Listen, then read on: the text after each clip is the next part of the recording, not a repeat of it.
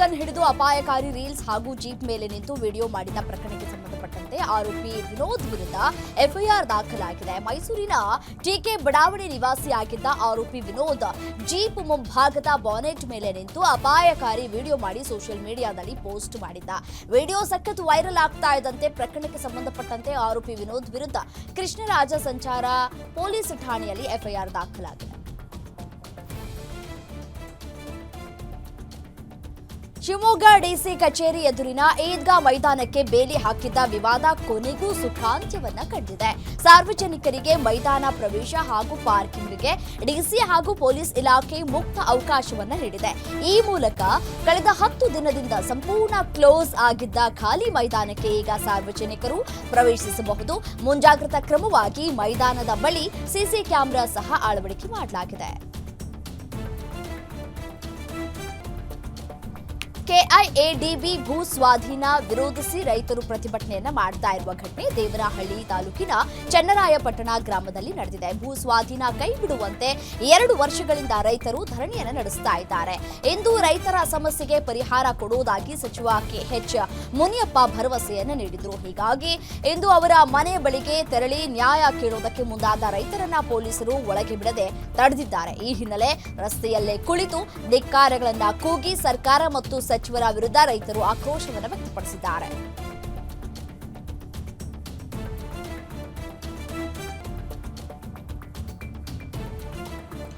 ರೈತರು ಹಾಗೂ ಪಿಡಬ್ಲ್ಯೂಡಿ ಇಲಾಖೆ ನಡುವೆ ಭೂಮಿ ವಿವಾದ ತಾರಕಕ್ಕೇರಿದೆ. ತಹಶೀಲ್ದಾರ್ ನೇತೃತ್ವದಲ್ಲಿ ಪಿಡಬ್ಲ್ಯೂಡಿ ಇಲಾಖೆಗೆ ಸೇರಿದ ಜಮೀನನ್ನ ಬೇಲಿ ಹಾಕುವುದಕ್ಕೆ ಸ್ಥಳೀಯ ಕೆಲ ರೈತರು ವಿರೋಧವನ್ನ ವ್ಯಕ್ತಪಡಿಸಿದ್ರು. ನಮ್ಮ ಸ್ವಂತ ಜಮೀನಿನಲ್ಲಿ ಕಂಬ ನೆಡೋದಕ್ಕೆ ಮುಂದಾಗಿದ್ದಾರೆ ಅಂತ ರೈತರು ಆರೋಪಿಸಿದ್ದಾರೆ. 1968ರಲ್ಲಿ ಪಿಡಬ್ಲ್ಯೂಡಿ ಇಲಾಖೆ ರೈತರಿಂದ 16 ಎಕರೆ ಭೂಮಿ ಖರೀದಿ ಮಾಡಿದ್ದು ಭೂಮಿ ಸುತ್ತ ಕಾಂಪೌಂಡ್ ನಿರ್ಮಾಣಕ್ಕೆ ಮುಂದಾಗಿದೆ. ಇದಕ್ಕೆ ಕೆಲ ರೈತರು ವಿರೋಧವನ್ನ ವ್ಯಕ್ತಪಡಿಸಿದ್ದಾರೆ. ಇನ್ನು ವಿರೋಧದ ನಡುವೆಯೂ ಪೊಲೀಸರ ಸಹಾಯದೊಂದಿಗೆ ಪಿಡಬ್ಲ್ಯೂಡಿ ಇಲಾಖೆ ಜಮೀನಿಗೆ ಸರಹದ್ದು ನಿರ್ಮಾಣವನ್ನ ಮಾಡಿಕೊಂಡಿದೆ.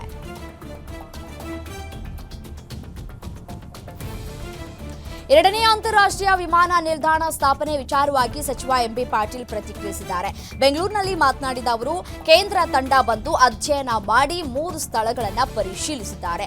ನಾವು ಬರೀ ಜಾಗ ಕೊಟ್ರೆ ಆಗಲ್ಲ, ಏರ್ಪೋರ್ಟ್ ಡೆವಲಪರ್ಸ್ ಬರಬೇಕು. ಟಾಟಾ, ಅದಾನಿ ಅಂತಹ ಕಂಪನಿಗಳು ಬಂದು ಅದರ ವಿಸಿಬಿಲಿಟಿ ನೋಡ್ತಾರೆ. ನಮಗೂ ವಿಜಯಪುರದಲ್ಲಿ ಮಾಡಬೇಕು ಎಂಬ ಆಸೆ ಇದೆ, ಆದರೆ ಅದು ಸಾಧ್ಯವಾಗುತ್ತಾ ನೋಡಬೇಕು ಅಂತ.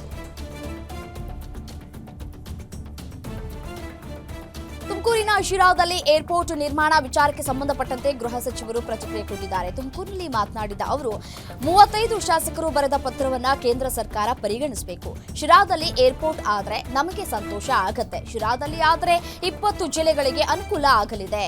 2ನೇ ಏರ್ಪೋರ್ಟ್ ಪ್ರಾಜೆಕ್ಟ್ ಹೈಜಾಕ್ ಆಗಿಲ್ಲ ಅಂತ ಹೇಳಿ ಗೃಹ ಸಚಿವರು ಸ್ಪಷ್ಟನೆಯನ್ನ ಕೊಟ್ಟಿದ್ದಾರೆ. ಗಣಿ ಕಂಪನಿಗಳಿಂದ ಕಿಕ್ ಬ್ಯಾಕ್ ಪಡೆದ ಆರೋಪಕ್ಕೆ ಸಂಬಂಧಪಟ್ಟಂತೆ ಸಿದ್ದರಾಮಯ್ಯ ಸ್ಪಷ್ಟನೆಯನ್ನು ನೀಡಿದ್ದಾರೆ. ಗಣಿ ಗುತ್ತಿಗೆ ನವೀಕರಣದ ವಿಚಾರದಲ್ಲಿ ಹಲವು ಗೊಂದಲಗಳನ್ನು ಸೃಷ್ಟಿಸುವ ಪ್ರಯತ್ನ ನಡೆದಿದೆ. ಸಿಎಂ ಕಿಡಿಕಾರ್ತಾ ಇದ್ದಾರೆ. ಈ ವಿಚಾರಕ್ಕೆ ಸಂಬಂಧಪಟ್ಟಂತೆ ಈ ಬಗ್ಗೆ ಎಕ್ಸ್ನಲ್ಲಿ ಪೋಸ್ಟ್ ಮಾಡಿರುವಂತಹ ಸಿಎಂ ಸಿದ್ದರಾಮಯ್ಯ, ಇಂತಹ ಅಪಪ್ರಚಾರಗಳು ನಾನು ಅಧಿಕಾರಕ್ಕೆ ಬಂದಾಗಿನಿಂದಲೂ ನಡೆದುಕೊಂಡು ಬರ್ತಾ ಇದೆ. ಕೆಲವು ದುಷ್ಟ ಶಕ್ತಿಗಳು ರಾಜಭವನವನ್ನ ತಪ್ಪು ದಾರಿಗೆ ಎಳೆಯುವಂತಹ ಕೆಲಸವನ್ನ ನಿರಂತರವಾಗಿ ಮಾಡ್ತಾ ಇದೆ ಅಂತ ಹೇಳಿ ಸ್ಪಷ್ಟಪಡಿಸಿದ್ದಾರೆ.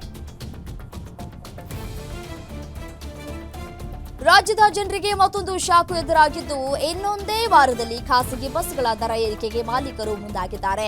ಡೀಸೆಲ್, ಟೋಲ್, ಫಿಟ್ನೆಸ್ ಸರ್ಟಿಫಿಕೇಟ್ ದರ ಹೆಚ್ಚಳ ವಿರೋಧಿಸಿ ಏಪ್ರಿಲ್ 15ಕ್ಕೆ ಲಾರಿ ಮುಷ್ಕರಕ್ಕೆ ಲಾರಿ ಅಸೋಸಿಯೇಷನ್ ಕರೆಯನ್ನ ಕೊಟ್ಟಿದ್ದು, ಇದಕ್ಕೆ ಖಾಸಗಿ ಬಸ್ ಮಾಲೀಕರಿಂದಲೂ ಬೆಂಬಲ ಸಿಗ್ತಾ ಇದೆ.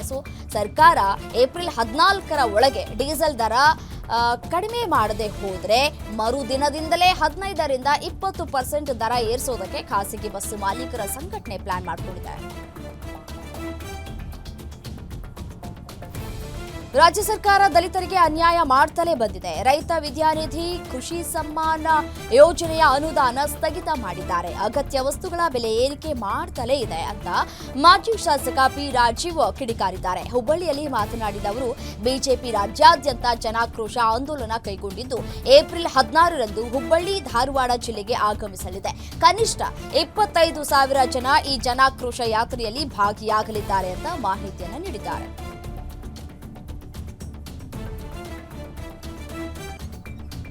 ಸ್ಕೂಟಿಯಲ್ಲಿ ಮಕ್ಕಳನ್ನ ಕೂರಿಸಿಕೊಂಡು ಡೆಡ್ಲಿ ಡ್ರೈವ್ ಮಾಡಿದ ಘಟನೆ ಬೆಂಗಳೂರಿನ HAL ರಸ್ತೆಯ ಲೀಲಾ ಪ್ಯಾಲೇಸ್ ಬಳಿ ನಡೆದಿದೆ. ಸಂಚಾರಿ ನಿಯಮಗಳ ಉಲ್ಲಂಘನೆ ಮಾಡಿದ್ದಾರೆ.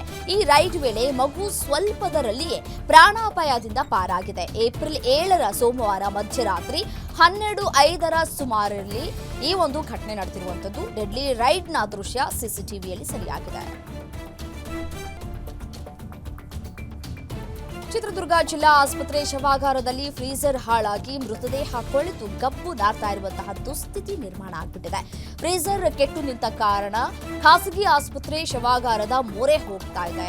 ಕಳೆದ 2 ತಿಂಗಳಿಂದ ಫ್ರೀಜರ್ ಹಾಳಾಗಿದ್ರು ಅಧಿಕಾರಿಗಳು ನಿರ್ಲಕ್ಷ್ಯವನ್ನು ವಹಿಸ್ತಾ ಇದ್ದಾರೆ ಅಂತ ಹೇಳಿ ಸಾರ್ವಜನಿಕರು ಆರೋಪ ಮಾಡ್ತಾ ಇದ್ದಾರೆ. ಈ ಕುರಿತು ಜಿ ಸರ್ಜನ್ ಮಾತನಾಡಿದ್ದು, ಬಾಡಿಗಳನ್ನ ಬಸವೇಶ್ವರ ಆಸ್ಪತ್ರೆ ಶವಾಗಾರದಲ್ಲಿ ಇಡುವ ಅನಿವಾರ್ಯತೆ ಇದೆ. ಸಂಸದ ಗೋವಿಂದ ಕಾರಜೋಳ ಈ ಕುರಿತು 10 ಲಕ್ಷ ಅನುದಾನ ನೀಡಿದ್ದಾರೆ. ಕೆಲವೇ ದಿನಗಳಲ್ಲಿ ಹೊಸ ಫ್ರೀಜರ್ ತಂದು ಹಾಳಾದ ಫ್ರೀಜರ್ಗಳ ರಿಪೇರಿ ಕೆಲಸ ಮಾಡಿಸ್ತೇವೆ ಅಂತ ಹೇಳಿದ್ದಾರೆ. ಅಪಾರ್ಟ್ಮೆಂಟ್ ಒಂದರಲ್ಲಿ ಇಬ್ಬರು ಖದೀಮರು ಸಿಲಿಂಡರ್ ಕದ್ದಿರುವ ಘಟನೆ ಬೆಂಗಳೂರಿನ ಬೇಗೂರಿನ AECS ಲೇಔಟ್ನ ಸಿ ಬ್ಲಾಕ್ನಲ್ಲಿ ನಡೆದಿದೆ. ಬೈಕ್ನಲ್ಲಿ ಬಂದಂತಹ ಇಬ್ಬರು ಖದೀಮರು ಸಿಲಿಂಡರ್ ಸ್ಪೇಸ್ ಗೇಟ್ ಮುರಿದು ಕದ್ದು ಎಸ್ಕೇಪ್ ಆಗಿದ್ದಾರೆ. ಸ್ಥಳಕ್ಕೆ ಬೇಗೂರು ಪೊಲೀಸರು ಭೇಟಿ ನೀಡಿ ಪರಿಶೀಲನೆ ನಡೆಸಿದ್ದು ಕಳ್ಳರ ಸೆರೆಗೆ ಬಲೆ ಬೀಸಿದ್ದಾರೆ. ಚಲಿಸುತ್ತಿದ್ದ ಕಾರು ಹೊತ್ತಿ ಉರಿದ ಘಟನೆ ದಾವಣಗೆರೆ ನಗರದ ಹೊರವಲಯದಲ್ಲಿ ನಡೆದಿದೆ. ರಾಷ್ಟ್ರೀಯ ಹೆದ್ದಾರಿ 48ರ ಕುಂದವಾಡ ಬಳಿ ಘಟನೆ ನಡೆದಿದ್ದು, ಕಾರು ಸಂಪೂರ್ಣವಾಗಿ ಭಸ್ಮವಾಗಿದೆ. ಮಂಡ್ಯದಿಂದ ಗೋವಾಗೆ ಹೋಗ್ತಾ ಇದ್ದ ಕಾರು ಇದ್ದಕ್ಕಿದ್ದಂತೆ ಬೆಂಕಿಗೆ ಆಹುತಿಯಾಗಿದೆ. ಮಾರುತಿ ಕಂಪನಿಯ ಬ್ರೆಜಾ ಕಾರು ಇದಾಗಿದ್ದು, ಕಾರಿನಲ್ಲಿ 5 ಪ್ರಾಣಾಪಾಯದಿಂದ ಪಾರಾಗಿದ್ದಾರೆ. ಅದೃಷ್ಟವಶಾತ್ ಎಲ್ಲರೂ ಕೂಡ ಸೇಫ್ ಆಗಿದ್ದಾರೆ. ಹಳೆಯ ದ್ವೇಷಕ್ಕೆ ವ್ಯಕ್ತಿಯ ತಲೆಯ ಮೇಲೆ ಕಲ್ಲೆತ್ತಿ ಹಾಕಿ ಕೊಲೆ ಮಾಡಿರುವಂತಹ ಘಟನೆ ಕಲಬುರಗಿ ಜಿಲ್ಲೆಯ ಹೊಸಪೇಟೆಯಲ್ಲಿ ನಡೆದಿದೆ. ಕಾಳಿ ಅಲಿಯಾಸ್ ಹುಚ್ಚು ಕಾಳಿ ಕೊಲೆ ಮಾಡಿರುವಂತಹ ವ್ಯಕ್ತಿಯಾಗಿದ್ದು, ಚಾಕುವಿನಿಂದ ಚುಚ್ಚೋದಕ್ಕೆ ಪ್ರಯತ್ನವನ್ನ ನಡೆಸಿ 2 ಚಾಕುಗಳು ತುಂಡಾಗಿವೆ. ಕೊನೆಗೆ ಕಲ್ಲನ್ನ ಎತ್ತಿ ಹಾಕಿ ಕೊಲೆ ಮಾಡಿದ್ದಾನೆ. ಘಟನಾ ಸ್ಥಳಕ್ಕೆ ಹೊಸಪೇಟೆ ಡಿವೈಎಸ್ಪಿ ಮಂಜುನಾಥ ತಳವಾರ, ಸಿಪಿಐ ಹುಲಗಪ್ಪ ಭೇಟಿ ನೀಡಿ ಪರಿಶೀಲನೆಯನ್ನು ನಡೆಸಿದ್ದಾರೆ. ಕೊಲೆ ಆರೋಪಿಯ ಸೆರೆಗೆ ಪೊಲೀಸರು ಬಲೆ ಬೀಸಿದ್ದಾರೆ.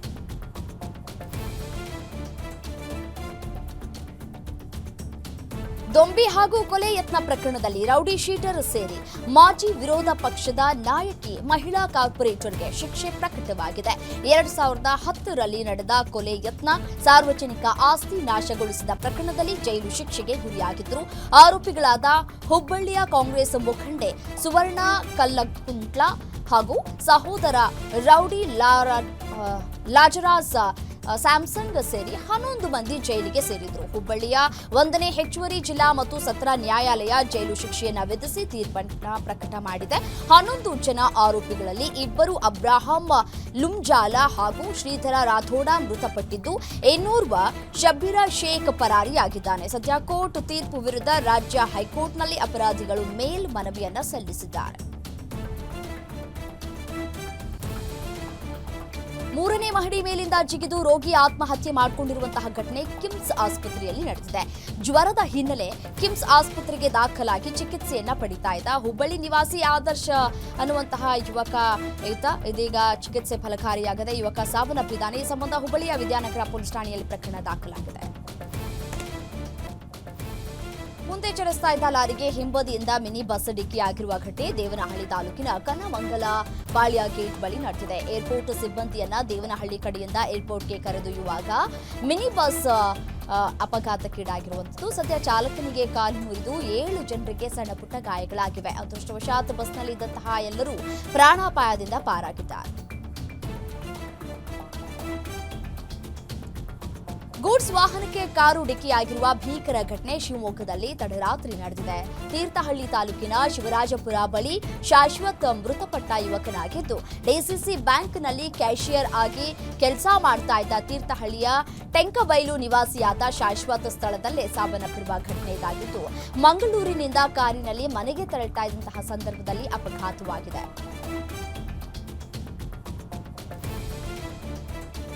ಇನೋವಾ ಕಾರು ಮತ್ತು ಬೈಕ್ ಮುಖಾಮುಖಿ ಡಿಕ್ಕಿಯಾಗಿ ಬೈಕ್ ಸವಾರ ಸ್ಥಳದಲ್ಲೇ ಸಾವನ್ನಪ್ಪಿರುವ ಘಟನೆ ಚಿಕ್ಕಬಳ್ಳಾಪುರ ತಾಲೂಕಿನ ಬೊಮ್ಮೇನಹಳ್ಳಿ ಗೇಟ್ ಬಳಿ ನಡೆದಿದೆ. ಮೃತಪಟ್ಟ ವ್ಯಕ್ತಿ 40 ವರ್ಷದ ರಾಮರೆಡ್ಡಿ ಅಂತ ಹೇಳಿ ತಿಳಿದು ಬಂದಿದೆ. ಫೈನಾನ್ಸ್ ಕಂಪನಿಯೊಂದರಲ್ಲಿ ಕೆಲಸ ಮಾಡ್ತಾ ಇದ್ರು. ವಿಷಯ ತಿಳಿದು ಸ್ಥಳಕ್ಕೆ ಆಗಮಿಸಿದಂತಹ ಪೊಲೀಸರು ಪರಿಶೀಲನೆ ನಡೆಸಿ ಪ್ರಕರಣವನ್ನು ದಾಖಲಿಸಿಕೊಂಡಿದ್ದಾರೆ. ಸದ್ಯ ಮರಣೋತ್ತರ ಪರೀಕ್ಷೆಗಾಗಿ ಮೃತದೇಹವನ್ನು ಚಿಕ್ಕಬಳ್ಳಾಪುರದ ಜಿಲ್ಲಾಸ್ಪತ್ರೆಗೆ ರವಾನೆ ಮಾಡಲಾಗಿದೆ.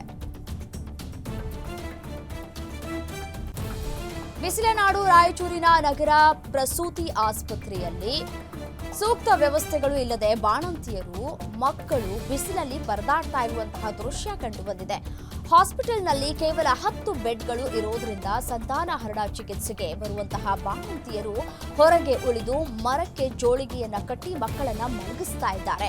ಶಾಮಿಯಾನ ಆಸನಗಳನ್ನ ಹಾಕದೆ ಗಾಳಿ ವ್ಯವಸ್ಥೆ ಮಾಡದೆ ಅಧಿಕಾರಿಗಳು ನಿರ್ಲಕ್ಷ್ಯವನ್ನ ತೋರ್ತಾ ಇರುವ ಬಗ್ಗೆ ಸಾರ್ವಜನಿಕರು ಆಕ್ರೋಶವನ್ನು ವ್ಯಕ್ತಪಡಿಸ್ತಾ ಇದ್ದಾರೆ.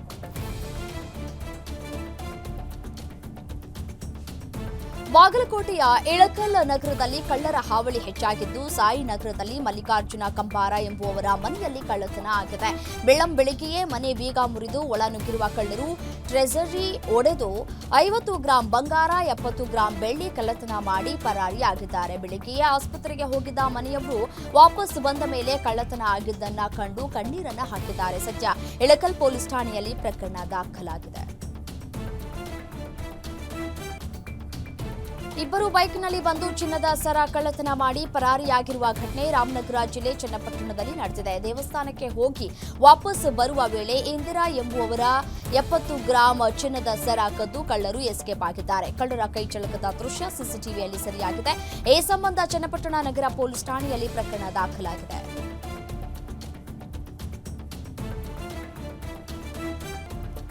ಚಿತ್ರದುರ್ಗದಲ್ಲಿ ಅಕ್ರಮ ಇಸ್ಪೀಟ್ ಅಡ್ಡೆ ಮೇಲೆ ಪೊಲೀಸರು ದಾಳಿ ಮಾಡಿ ಜೂಜಾಡ್ತಾ ಇದ್ದವರ ಬಳಿ ಸೀಸ್ ಮಾಡಿದ ಹಣ ಎನಿಸುವ ವಿಡಿಯೋ ಸಖತ್ ವೈರಲ್ ಆಗಿದೆ.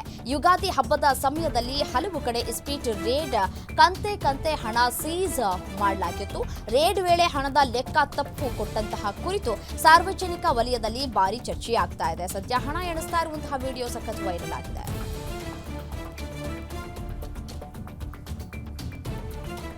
ಡೊಮಿನಿಕನ್ ರಿಪಬ್ಲಿಕ್ನ ರಾಜಧಾನಿ ಸ್ಯಾಂಟೋ ಡೊಮಿಂಗೋದಲ್ಲಿ ಐಕಾನಿಕ್ ನೈಟ್ ಕ್ಲಬ್ನಲ್ಲಿ ಸಂಭವಿಸಿದ ಚಾವಣಿ ಕುಸಿತದಲ್ಲಿ ಸಾವನ್ನಪ್ಪಿದವರ ಸಂಖ್ಯೆ 184ಕ್ಕೆ ಏರಿಕೆಯಾಗಿದೆ. ಮಂಗಳವಾರ ರಾತ್ರಿ ಮೆರೆಂಗ್ಯೂ ಸಂಗೀತ ಕಾರ್ಯಕ್ರಮ ನಡೆದಿದ್ದಾಗ ದಿಢೀರ್ ಚಾವಣಿ ಕುಸಿತದಿಂದ ಪರಿಣಾಮ ಕ್ಲಬ್ನಲ್ಲಿ ಇದ್ದಂತಹ ಸಂಗೀತ ಗುಂಗಿನಲ್ಲಿ ಇದ್ದಂತಹ ಬೇಸ್ಬಾಲ್ ಮಾಜಿ ಆಟಗಾರರಾದ ಆಕ್ವೇವಿಯೋ ಡೋಟೆಲ್ ಮತ್ತು ಟೋನಿ ಬ್ಲಾಂಕೋ ಮೃತಪಟ್ಟಿದ್ದು 160ಕ್ಕೂ ಹೆಚ್ಚು ಜನರು ಗಾಯಗೊಂಡಿದ್ದಾರೆ.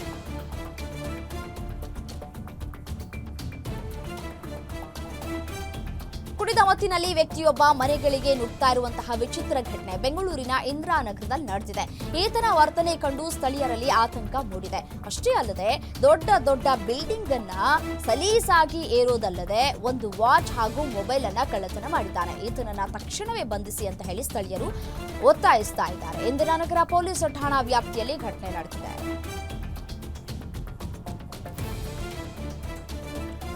ಇಂದಿನಿಂದ ಬೆಂಗಳೂರು, ಮೈಸೂರು ಸೇರಿ ಕರ್ನಾಟಕದ 25ಕ್ಕೂ ಅಧಿಕ ಜಿಲ್ಲೆಗಳಲ್ಲಿ ಮಳೆಯಾಗಲಿದೆ ಅಂತ ಹೇಳಿ ಹವಾಮಾನ ಇಲಾಖೆ ಮುನ್ಸೂಚನೆ ಕೊಟ್ಟಿದೆ. ದಕ್ಷಿಣ ಕನ್ನಡ, ಉಡುಪಿ, ಉತ್ತರ ಕನ್ನಡ, ಬಾಗಲಕೋಟೆ, ಬೆಳಗಾವಿ, ಧಾರವಾಡ, ಹಾವೇರಿ, ಕೊಪ್ಪಳ ಸೇರಿ ಬಹುತೇಕ ಕಡೆ ಭಾರೀ ಮಳೆಯಾಗುವಂತಹ ಮುನ್ಸೂಚನೆಯನ್ನು ನೀಡಿದೆ.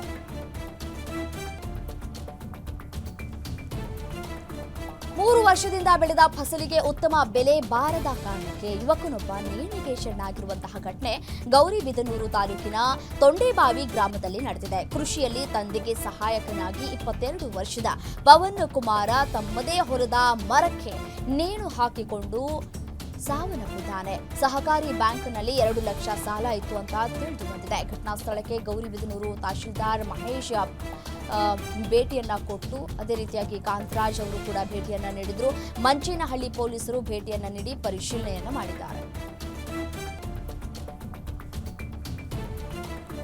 ತುಮಕೂರು ನಗರದ ರೈಲು ನಿಲ್ದಾಣಕ್ಕೆ ಡಾಕ್ಟರ್ ಶಿವಕುಮಾರ ಸ್ವಾಮೀಜಿ ಹೆಸರು ಇಡುವ ಬಗ್ಗೆ ಸಿಎಂ ಸಿದ್ದರಾಮಯ್ಯ ಜೊತೆಗೆ ಚರ್ಚಿಸಿ ಒಪ್ಪಿಗೆ ಪಡೆದು ಆದೇಶವನ್ನ ಹೊರಡಿಸಲಾಗುವುದು ಅಂತ ಗೃಹ ಸಚಿವ ಡಾಕ್ಟರ್ ಜಿ ಪರಮೇಶ್ವರ್ ಹೇಳಿದ್ದಾರೆ. ತುಮಕೂರಿನ ಸಿದ್ದಗಂಗಾ ಮಠದಲ್ಲಿ ಮಾತನಾಡಿದ ಅವರು, ತುಮಕೂರು ರೈಲ್ವೆ ನಿಲ್ದಾಣಕ್ಕೆ ಸಿದ್ದಗಂಗಾ ಶ್ರೀಗಳ ಹೆಸರು ಶಾಶ್ವತವಾಗಿ ಉಳಿಯಲಿದೆ. ಶ್ರೀಗಳ ಹೆಸರಿಡುವ ವಿಚಾರದಲ್ಲಿ ವಿಳಂಬವಾಗುವುದಿಲ್ಲ ಅಂತ ಹೇಳಿದ್ದಾರೆ.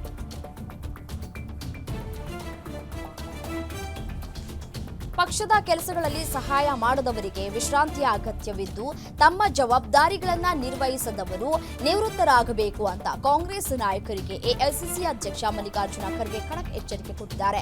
ಎಐಸಿಸಿ ಅಧಿವೇಶನದಲ್ಲಿ ಮಾತನಾಡಿದ ಅವರು, ಸಂಘಟನೆ ಇಲ್ಲದಿದ್ದರೆ ಎಷ್ಟು ಜನ ಇದ್ದರೂ ವ್ಯರ್ಥ. ತಮ್ಮ ಜವಾಬ್ದಾರಿಗಳನ್ನ ನಿರ್ವಹಿಸದವರು ನಿವೃತ್ತರಾಗಬೇಕು ಅಂತ ಹೇಳಿದ್ದಾರೆ.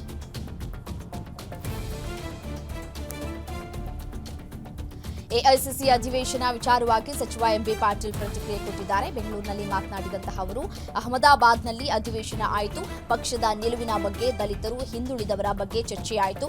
ಬಡವರಿಗೆ ಸೌಲಭ್ಯಗಳು ಸಿಗುವಂತಾಗಬೇಕು, ಅದರ ಬಗ್ಗೆ ನಿರ್ಣಯ ಕೈಗೊಳ್ಳಲಾಗಿದೆ. ದೇಶದಲ್ಲಿ ಜನರ ವಿಶ್ವಾಸ ಗಳಿಸಿ ಪಕ್ಷ ಸಂಘಟಿಸಬೇಕಿದೆ ಅಂತ ಹೇಳಿದರು.